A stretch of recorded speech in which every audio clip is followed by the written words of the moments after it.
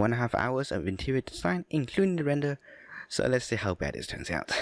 Then Shift X to scale the cube, place the 3D cursor to where you want it, Shift A to place, and add a cube. Shift A to duplicate and alongside the Y-axis. Scale it and go to Y-axis. Make sure everything is fitting, and let's Shift and click to select both of them. Shift D to duplicate and alongside the Z-axis. Select both of them and just right click, mirror, and alongside the Y-axis that's going across this way. So as we want to mirror it going across this way, we just make sure it goes along this axis, which is Y. G and Y. Select 4 of these, Shift D, and along the Z-axis. Personal taste though, I like selecting all these. S, then Z. I like placing those two separate. Shift D, Z, S. Let's make this ones in the middle a little bit different from others. G, Z, arrow keys.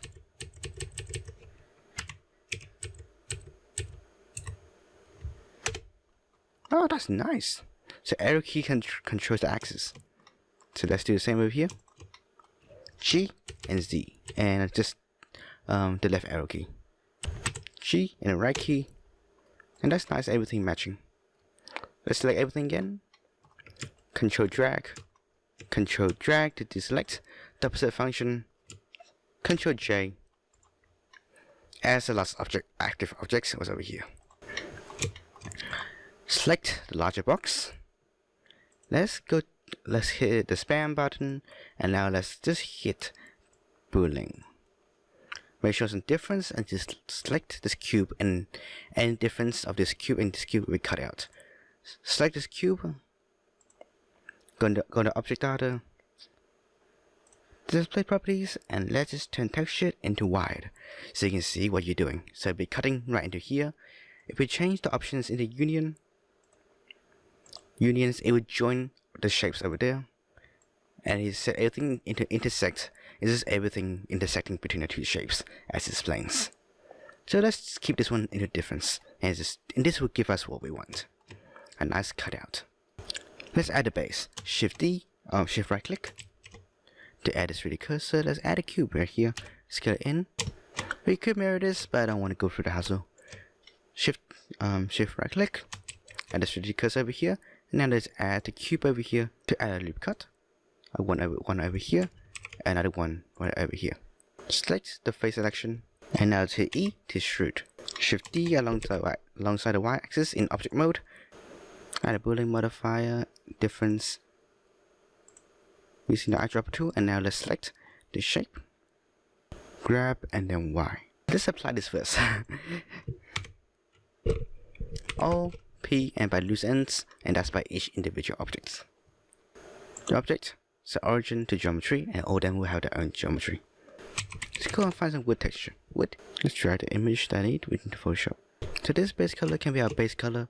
Let's go and turn this to null map. Go filter 3D, and then let's go generate null map. Let's make the displacement map. Let's go black and white images. You get something like this. Just normally click OK. Adjustments. Let's go levels. Then we get something like this. Let's close in the black levels and white levels a bit more. Something to your liking. This looks okay to me, so let's stick with this. And this will be our displacement.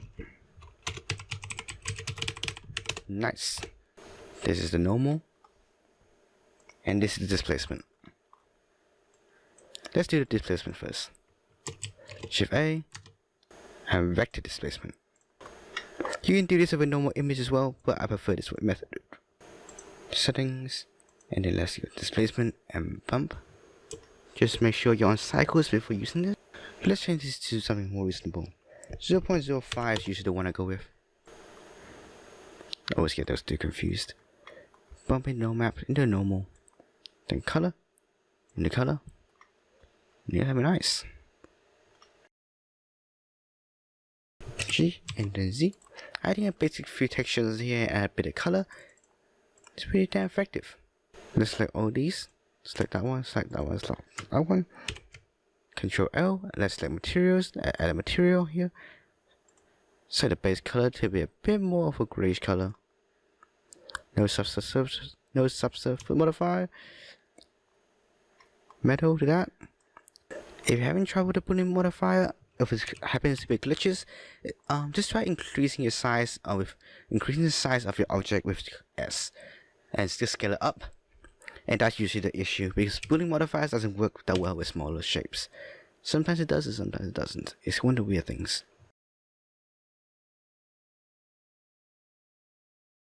Control R. Use the scroll wheel to increase the amount of cuts. Let's insert all these faces. Hit P and by selection. Tab, select all, and then extrude it down. Let's drag it down a bit, and this can be the supporter frames for the glass above. Let's select all these. Tab into edit mode A, select over E, and extrude. Okay, I made a plant, so might as well reuse it. Let's grab some glasses. Make sure when you're copying things, you're on object mode, or it doesn't work that well. Rotate along the Z-axis 90. I just want to add a small ceiling, an extra ceiling over here and here.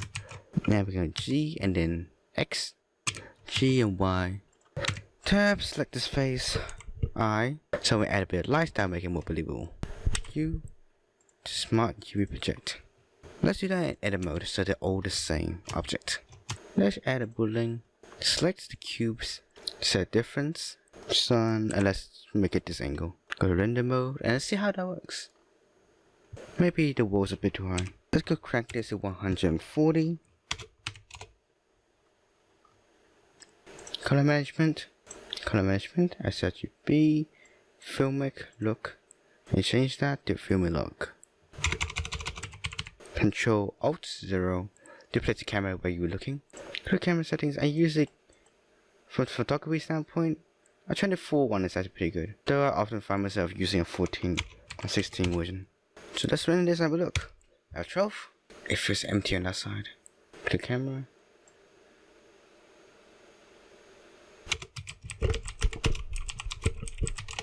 Hey, this looks nice. Okay, let's hit N. View, and now let's track camera to view. So thank you for watching. So this is a series of work done by me from within 1 hour, and I hope you learned something from it. It shows my basic web process and everything that I usually do.